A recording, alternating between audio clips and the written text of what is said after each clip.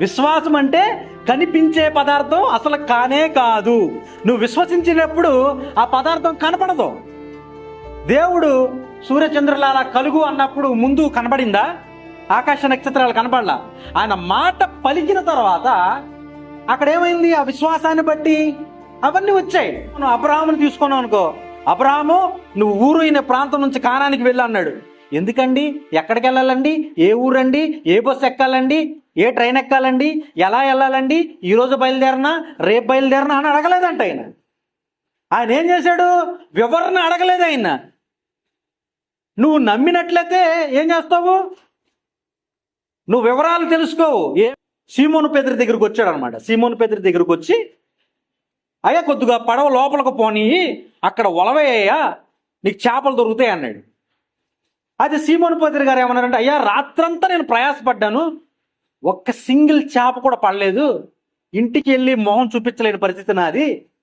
సరే నువ్వు అంటున్నావు కదా వలవై, ఆ వల వేస్తే లోపలికి వెళ్ళి అక్కడ చేపలు పడతాయి అన్నావుగా, నీ మాట మట్టిగానే వేస్తానయ్యా అని చెప్పి సీమోను పేతురు గారు ఏం చేశారంటే వల తీసుకుని వల వేశారు.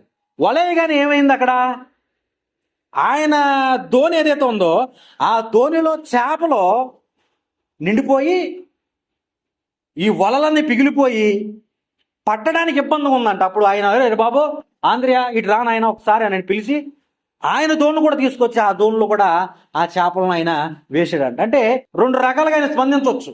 ఎలా స్పందించవచ్చు అంటే, ఈయనేంద్రాబాయ్ నాకు చెప్పేది, నేను ఎలాంటి వాడు చేసా, పెద్ద జాలరి, నేను రాత్రంతా నేను ప్రయాసపడ్డాను కదా, ఇప్పుడు నాకు కొద్దిగా నీరసంగా ఉందయ్యా, నా వల్ల కాదు అని చెప్పి వెళ్ళిపోవచ్చు.